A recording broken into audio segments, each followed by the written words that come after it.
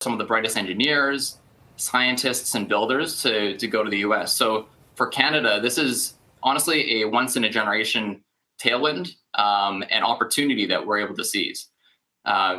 Here at Neo Financial, we try to hire some of the best talent locally here, but sometimes there's some gaps when it comes to senior talent. And we want to make sure we have the best and brightest. So we do, I think this is an opportunity for us to look internationally. For those that typically would go to the U.S., let's make Canada a destination for them. Yeah. Okay. So that's all very promising in terms of, this could be beneficial for Canada with this $100,000 H-1B fee. But when you look at environments, I mean, the state says Silicon Valley. Does Canada have an equivalent of that can lure people in the tech industry here?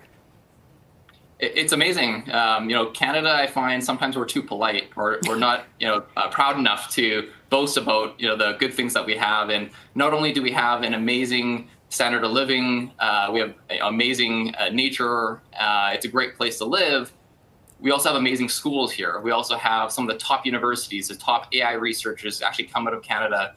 When you look at some of the largest tech companies that are based in Silicon Valley, you'll actually find behind the scenes, some of those founders actually were Canadian who moved to the US.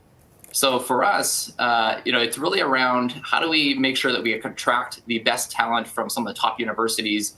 And case in point, when you look at the CEO of Google, the CEO of Microsoft, even Elon Musk came through this same H-1B program and are obviously now building companies.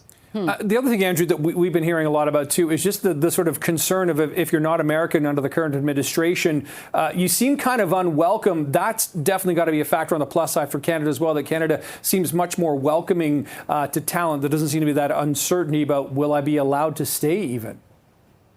No, absolutely. And I think that certainty is something that we can definitely play in our favor. Canada, I think one of our strengths is that we generally are there with open arms. And I think especially, now is the time to take advantage of that.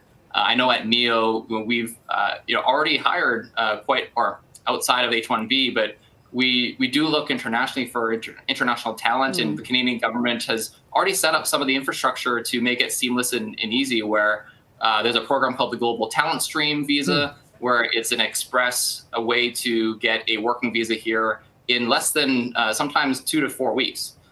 So it's actually a streamlined process that already exists, and it's really up to us to continue to market that to Canadian or to folks internationally. Okay, Andrew, I'd love to chat with you more, especially about, Canada's foreign worker policy potentially being changed, but we're out of time, so maybe we'll have you back on. Andrew Chau, co-founder and CEO of Neo Financial. Appreciate your thoughts and time this morning. Thanks. Thanks for having me.